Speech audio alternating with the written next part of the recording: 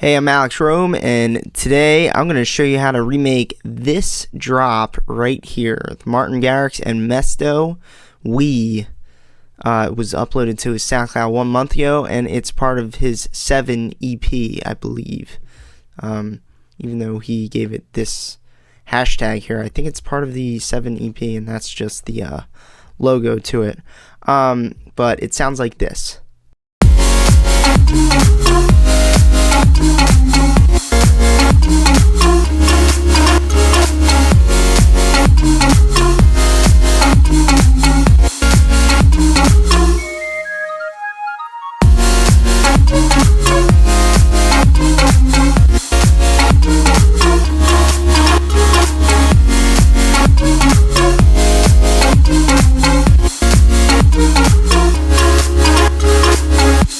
Alright, so first thing I did to make this drop is I made the kick, and I got the kick from Ultrabeat, and then I made the ghost kick. So I'm gonna do first though is turn off my master EQ so we can get making on this. So what I'm gonna do is I'm just gonna make everything up here again down here.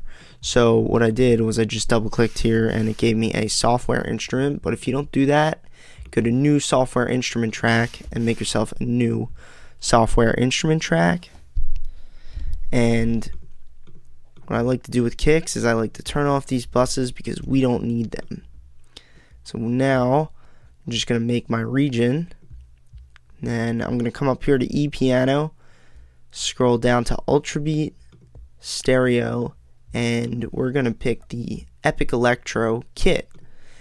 This kit comes in the latest version of Logic Pro X, but if you do not have Epic Electro, just go through these kits and one of them will have a kick that works. So the Epic Electro kit has a kick that sounds sounds like this.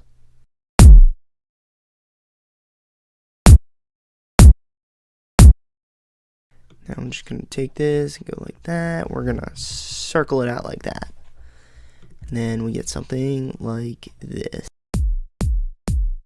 Let me see how...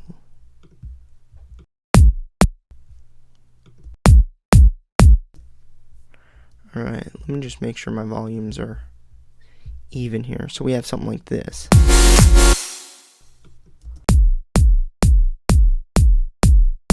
And then what I did is I took that, I duplicated everything exactly as it was, and pasted it just like this, and then I made my sidechain signal, or in other words, my ghost kick, and then I busted to bus 5, but you could bust to any bus when you're sidechaining, and that is how I set up my sidechain signal. So I had that. Okay, and then the next part I did was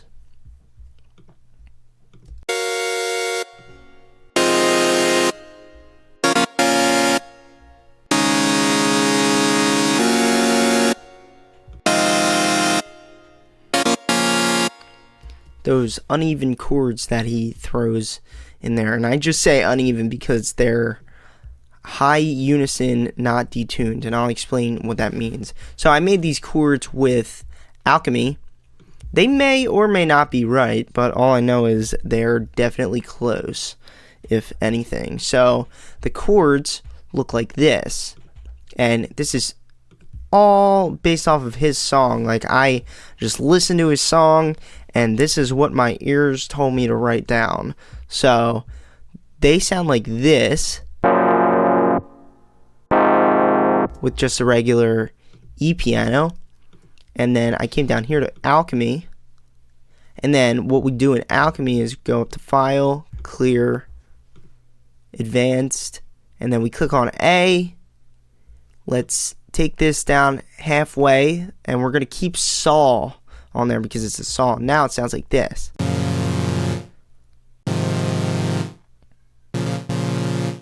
Sounds alright. It sounds a little low end right now, so we're gonna have to pitch that up a little bit by going up to semi here.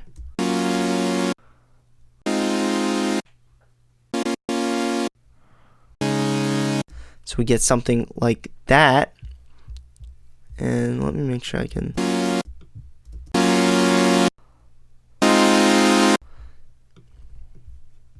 So our next step here is we make sure we have A clicked here, and then come over to the oscillator tab, and it's actually not an oscillator tab, but it's titled oscillator. We're going to come over here to unison, and we're just going to put that up all the way. But this is crucial. We need our detune to come down here like this.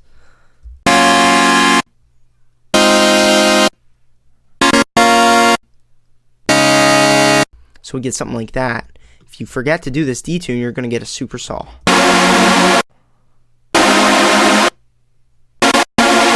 That would have been pretty cool if he kept it a super saw, but he likes that more futuristic saw wave. Let me just make sure on my original that I have the same settings here. So I go, yeah, okay, that's what I thought. So let's go back down here. We need to add one more oscillator. And let me make sure this isn't too loud for you guys.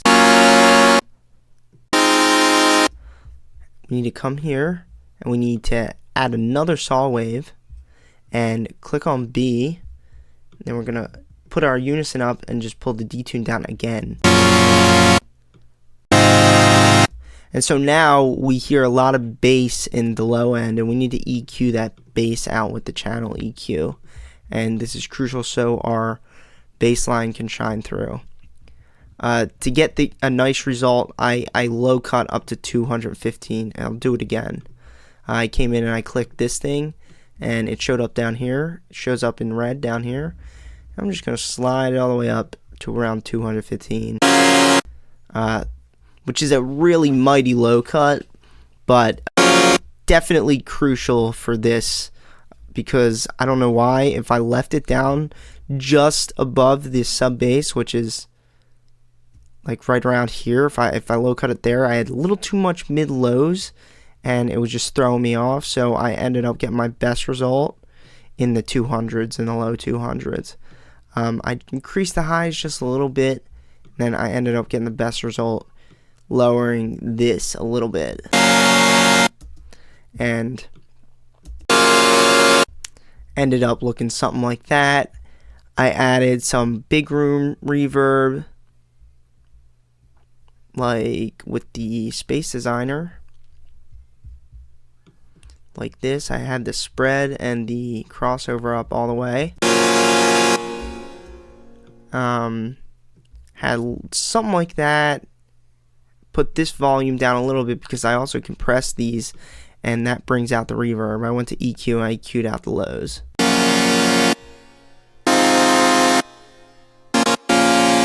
Something like that. I may have had it on 12, which gives you a cool, damp signal. So something like that.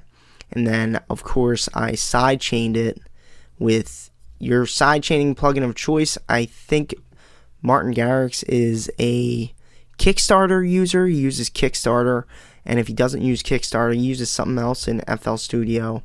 I like to use compressors, so if you're sidechaining with a compressor, go find out how to sidechain with a compressor, and that is how I managed to make this happen.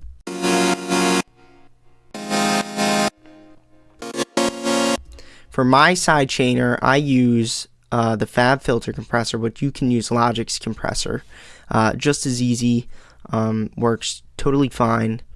And then the next part that I added was I took this thing that we just made, after, of course, compressing it and sidechaining it, I duplicated it with this duplication tool here. Took this region, copied it, but with using the Command C command, and then pasting it with Command V. I went into here, kept all the settings the same, besides I took B and I turned it off, and I took A and I actually put it up another octave.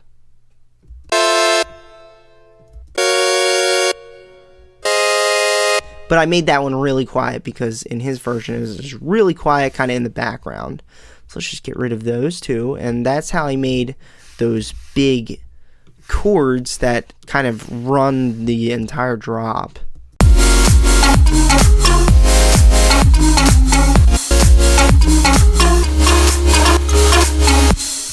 Yep, there they are. And so next thing that I did was I went into these chords and I took these exact bass notes that you see here. And by the bass notes, I just mean the notes that are on the bottom of these chords. And they happen to be the right bass notes. So I took them, I took this again, I took this same exact sound, and I duplicated it with this duplication tool, and I took, this time, not the entire chords, but I took the bass notes. So I had a nice bass note.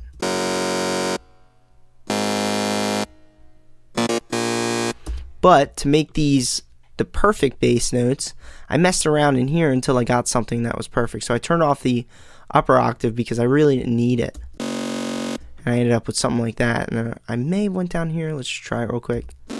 Nah, that's way too low. You don't want something that low. But just get this to 0. And we got something like this. And I ended up putting a little tiny bit of reverb on it and sidechaining it. And I will show you what that sounds like.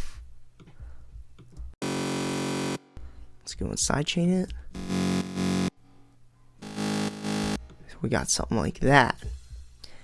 Totally cool stuff. And to kind of put the icing on the cake with these chords, threw some sub bass right under that. Sub bass with a layer of white noise on top of the chords.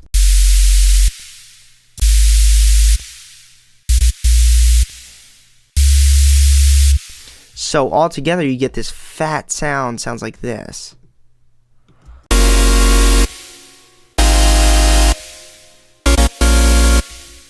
Get something like that. Now this white noise, now that I'm listening to it, has a little too much reverb on it. And it's kind of like messing me up. If I were to go back and fine tune this, I'd probably turn that reverb down a little bit. But all together with everything sounds like this.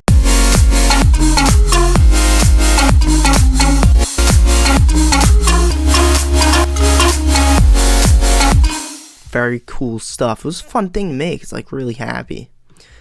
This is just to add some noise in the background. It's simply a clap with some heavy reverb in the background. And that's a clap from Ultrabeat. I spread the clap with some chorus, and strictly, like I said, just to add atmosphere. I could probably get away with turning this down a little bit more. Yeah, I probably could. There's so much stuff I could fine tune in here. I really didn't get to fine tune it yet, but it actually would be pretty fun to do that. So let's go and add these special leads that kind of come in after the big chords. So the big chords, you can see they stop here. Then we have all this blank space that we got to add these special leads. And there's a couple parts to these leads. There's 2 layers that make up the high pitch leads, and then there's actually a bass line that follows them exactly. Now these leads, it sounds like they're kind of like a wooden block sound, like it's some kind of like wooden block percussive sound with a lot of small room reverb on it. So to get these leads, actually anybody can do this, because these weren't synthesized by me. I actually went through here and I've had to find something that sounded much like the lead that he used. So what I did is I went to browse and I clicked on mallets. What happened here? Mallets. I just kept all those the same, and then I went to this list, and it's literally like the 10th one or whatever, count how many down. It's not far down. It's called Bamboo Slurp, and it sounds like this. literally sounds pretty close to what he used. The leads look like this. The Midi looks like this. As you can see, if the clap was where this yellow line is, I had to put this a little ahead of the clap to sound similar to the original song. So that's what I did for the lead. And then, of course, I layered it with a self-made lead, which was more of a square. I'll show you how to make this lead right now. So what we're going to do is I'm just going to take some parts and we're going to come into here. All that I have here is just an EQ, the EQ that I had on this lead. But it's not really going to affect what we make in here. So let's go to clear, and for this lead, we need to set these to the middle. I'm sorry for not double clicking them. I just like to lower these down by hand. I'm sorry to Danny Johnson, that is. I think your name is Danny Johnson. And so what I do is I go here to load VA, and we're gonna pick a square wave for that oscillator, and then we're gonna pick go down to load VA, go to pulse, and then we're going to use the 25 ARP, I believe. And then for this ARP, we're just going to jack up the number of unison, and we're going to pull it down a little bit, the detune. I'm going to go to A, jack up the unison again, pull down the detune, go into global, and we're going to mess around with this until we get something that we like. So I'm going to right click this cutoff knob, add modulation. We're going to add a new envelope to it, come down to that envelope we just added, pull this down, and then we get something like this. It's a little high pitched right now, so what we have to do, we got to pull it down just a little bit,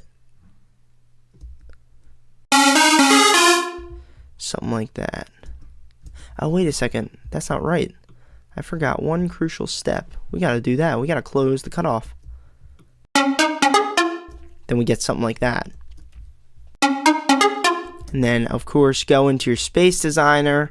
I like to, I don't know why, I like using they have like pretty nice presets in here. What I like to do is large spaces, take one of these, and then find the best small room setting, which is, of course, just small length. And for these leads, he added small room reverb to it. So you get something like that. Really cool reverb setting. So go ahead and try that out. Just whisk through the different settings here and just find something you like. Alright, and so together, when we get this lead, and we layer it with this one, we get that nice, powerful lead. Sounds great. It's a great sounding lead. So let's go to the next part now. We need a bass line that complements these leads. So what I did is I took these exact leads, I copied them, came down here, and just put them all on the same line, but with the same pattern. You can see I didn't cross it over, like that would have been like a perfect match of those, but I couldn't cross it over because remember we have sub bass under those chords. So what I did is I just matched this bass line up with these. So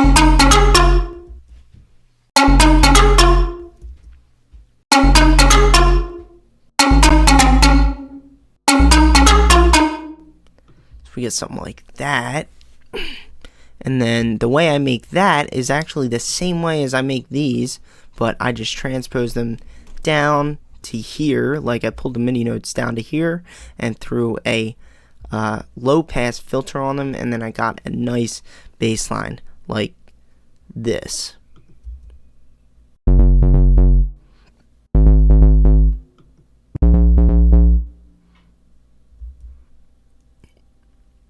So I'm actually just noticing right now, though, I left the bus on with the reverb, and that'll create a mess of muddiness, so definitely don't forget to do that. So this is another crucial step here. Oh yeah, and everything, I want to mention everything here is sidechained.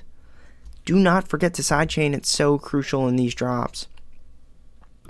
So I went to the Modern Club kit in Ultrabeat, and I added this and sidechained it really hard. If you could guess what that is, it's actually a crash cymbal, and it's just to add noise. That's all it is. Adds noise in the atmosphere. A nice layer of white noise, and then of course I added this. It's a nice clap, and all together.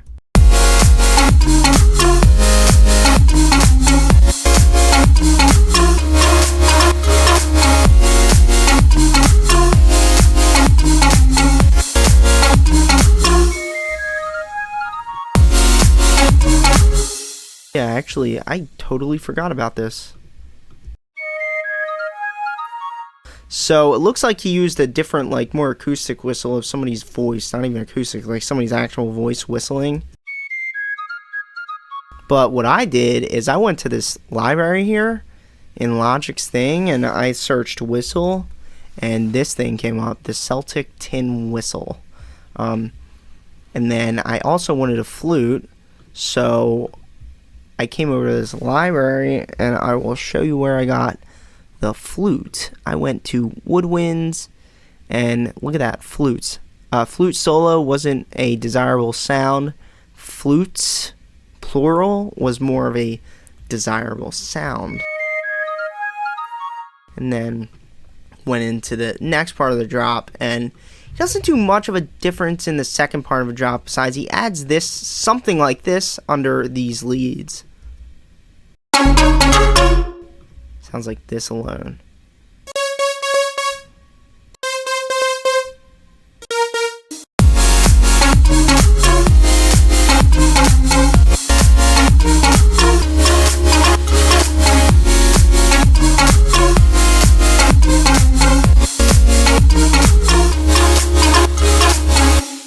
So there you go, guys. That is how to make the drop like Martin Garrix and Mesto.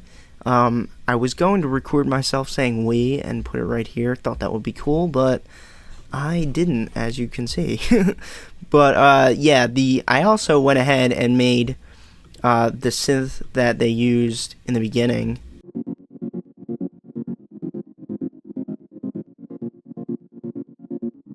Sounds like that, and then it's a totally modulatable synth, if that's even a word.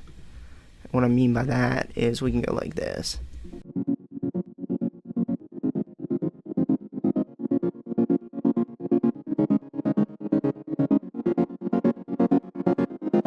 And then we could do the nice build up and then go into the drop, and the way to make that is we take this guy actually, take that exact thing, duplicate it, and we come down into Alchemy. So we got to go into Alchemy and make this an arpeggiator. So we go to ARP down here, and by default its mode is off, but as soon as you put that mode on chord, arpeggiating, and so I switch this knob to 1/16. By default I think it's on 1/8. Then I got something like that. Well, actually, I didn't get that yet, because we got to throw the cutoff on it. Make sure you close that cutoff knob. So you click on global, you got a cutoff knob here. Make sure you close that knob up, and then sidechained it to make it more authentic. Without the sidechain, sounds like this.